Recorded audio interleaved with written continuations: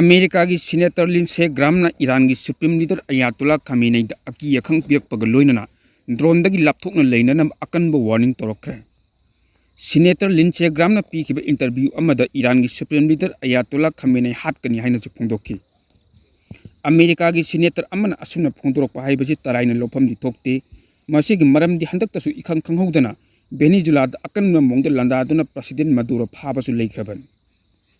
Iran चथरीब नुमित 13 हंजिलक्लबा मिसिमना याव अकन इहू असिदा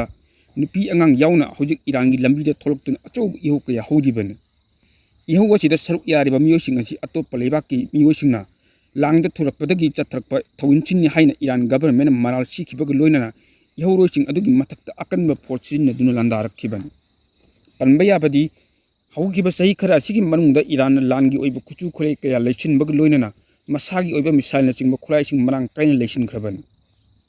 करिगुंबा अमेरिका ईरान लंदारक्लबदि ईरान माइकैदगिसु चपचाना पाखुम पीबा ngamnanabagidamukta S-400 चिंब एयर डिफेंस डिप्लॉय तौदुना थमख्रे। रिपोर्ट असिगी मतुंग इना एयर डिफेंस सिस्टम S-300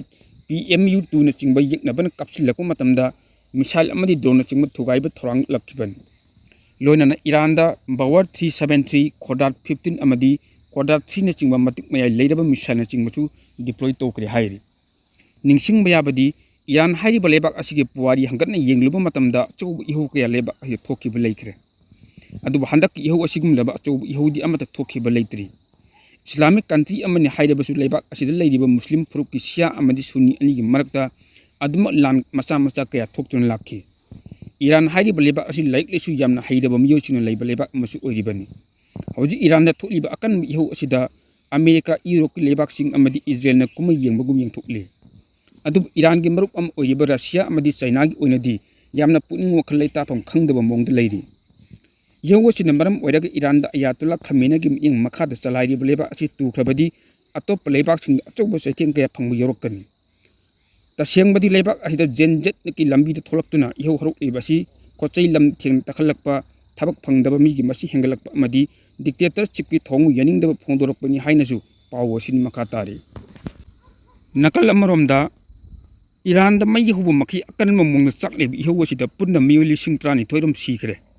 असिबा हक्चांगसिंगना हॉस्पिटलसिंग पिक थनख्रे हाइना ईरान इंटरनेशनल हाइना खंगनब ओपोजिशन की वेबसाइट की रिपोर्ट अमना हाइरि। ईरान इंटरनेशनल हाइना खंगनब ओपोजिशन की वेबसाइट की रिपोर्ट असिना पीरिबा मी सिबगी मसिंग अमदि ग्लोबल न्यूज एजेंसीना पिरक्पा मी सिबगी मसिंगदि यामना खेतनब ओइरि। ग्लोबल न्यूज की रिपोर्ट की मतुंग इनादि ईरान थोलिब इहू असिदा हौजिक फाउबगी ओइना मियोइ 2,000 सिख्रे हाइना पीरिबन। इहू असिदा तसेंग मियोइ कयामुक सिख्रबगी हाइबगी चपचाबा रिपोर्ट इंटरनेट थिंजिनखिब अमदि मीडियासु चंगहनदबा मरमना कया याम इहू असिदा मी सिख्रे हाइबगी चपचाबदि खंगबा ngamdri। अदुमकपु इहू असिदा मरम ओइरगा मियोइ चा कया अमदि सिरे हाइबा वफम असिमदि असेंबन। लोइनना ईरान थोलिब इहू असिदा अमेरिका यामना कुपना मियेंग चंगबगा लोइनना मथौ तरलबदि ईरान मिलिटरी अटैक फाउब चथनबा थोरांग तौदुना लेननबा प्रेसिडेंट डोनाल्ड ट्रम्पना फोंदोरक्खिबसु लेख्रबन। अदुब अनौबा रिपोर्ट अमगी मतुंग इनादि व्हाइट हाउसदगी थोलक्पा वफम अमगी मतुंग इना ईरान गवर्नमेंट लेबाक असिदा थोलिबा अकन इहौ असिगी मतांगदा अमेरिका गा वरी साननबा हाइजरक्रे हाइरि। मरम मदुना अमेरिका हौजिक फाउबगी ओइना ईरान की मथक्ता करम खोंथांग लखलक्कदगी हाइबदुदि चपचाना खंगबा ngamdri। व्हाइट हाउस की प्रेस सेक्रेटरी कैरोलिन लीडना फोंदोरक्खिबगी मतुंग इनादि ईरान की मथक्ता तौबा याबा प्लानिंग की मतांगदा यापै लोइख्रे। प्लानिंग असिगी मतुंग इना America Iran military attack cyber attack अमदि लेबाक असि थिंजिननबा प्लानिंग कया याउरि। लोइनना ईरान का पुन्ना लालोल इतिककी मतांगदा तौननबा लेबाकसिंगदसु तारिफ चादा 15 थमजिनख्रे। हौजिमकी ओइनदि अमेरिका ईरान लंदानबगी थोरांग अमता पैखटपु उदे। अदुबु मतम अमदि हेक्ता लंदानिंगबा मोंगदा लंदाबा ngambagi मतिक मयाइ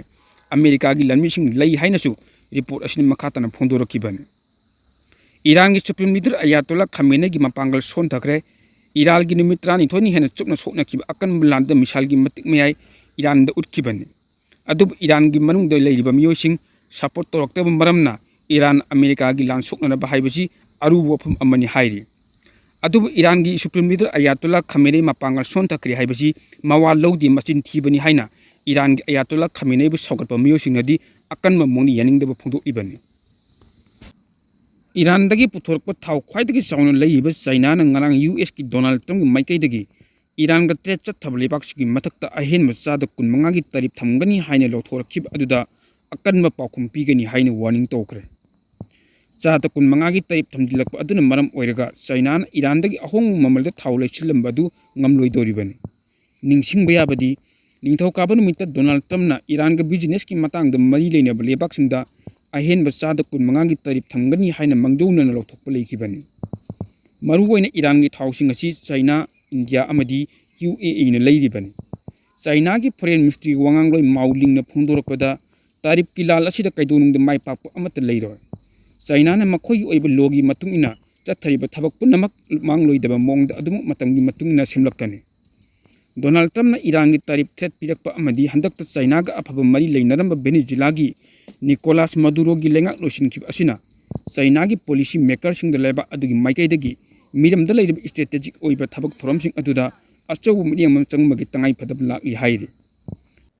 Gaza gi Hamas ni luchingba Khalid Masal na oiraba yai haina anauba report amana hairi report asigi matung ina Hamas ki chief leader oiramba Yahya Sinwarbo Israel gi lami sing tamthina hat khaba matungda Hamas ki chief leader gi post asi ngasi phawa hangdun lakhibani panmeya badi Hamas ki luchingbu oiraba yai haina panariba Khalid Masal Israel na hu pijatuna hatna ba kaya rasu hotakibani adubu madu punamak arimba takhi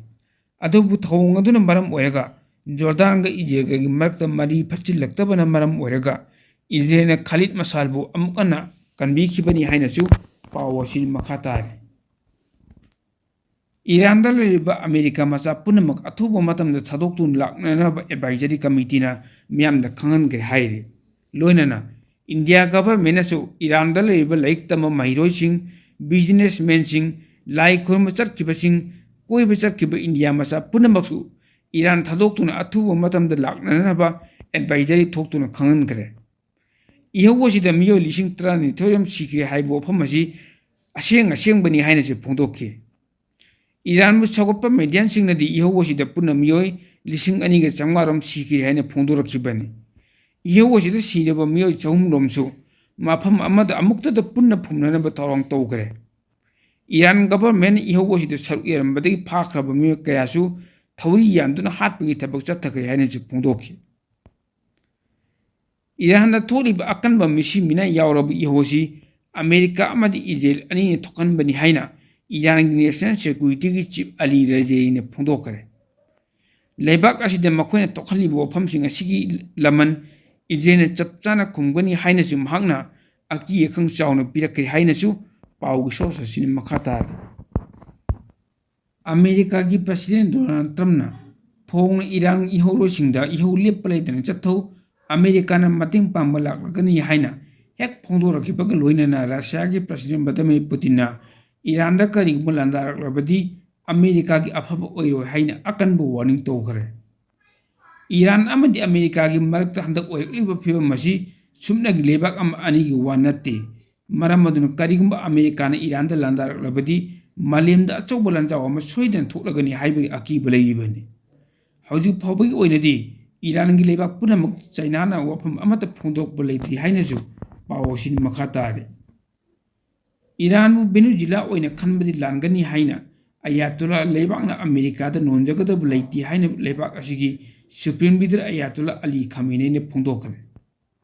nakalam romdana America gi President Donald Trump na Iran da iho horiba miyosingi mathakta iho leplaitin chathabiu America na mateng pangbulak lagani haina lothorakhi phibam masina maram oiraga America amadi Iran gi marakta achobbulan jaw ma tholokpu yabagi akibi chawna leire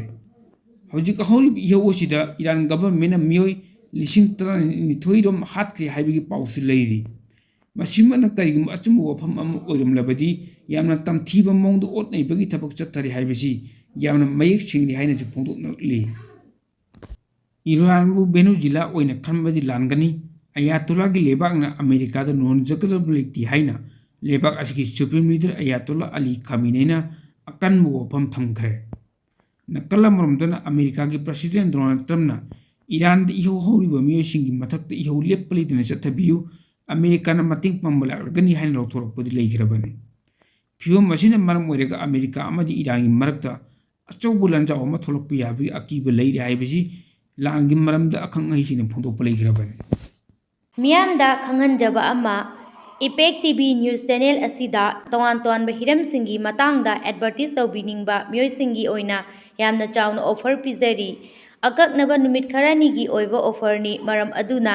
advertise ꯇꯧꯕꯤꯅꯤꯡꯕ ꯃꯤꯑꯣꯏꯁꯤꯡꯅ offer ꯑꯁꯤꯒꯤ ꯈꯨꯗꯣꯡꯆꯥꯕ ꯂꯧꯕꯤꯌꯨ꯫ ꯍꯤꯔꯝ ꯑꯁꯤꯒꯤ ꯃꯇꯥꯡꯗ ꯑꯄꯥꯝꯕ ꯃꯤꯑꯣꯏꯁꯤꯡꯅ mobile number 9366127201ꯗ call ꯇꯧꯕꯤꯔꯛꯂꯒ ꯈꯨꯗꯣꯡꯆꯥꯕ ꯑꯁꯤ ꯂꯧꯕꯤꯌꯨ ꯍꯥꯏꯅ ꯏꯄꯦꯛ ꯇꯤꯚꯤ ꯅ꯭ꯌꯨꯁꯀꯤ ꯃꯥꯏꯀꯩꯗꯒꯤ ꯃꯤꯌꯥꯝꯗ ꯑꯥꯄꯤꯜ ꯇꯧꯖꯔꯤ꯫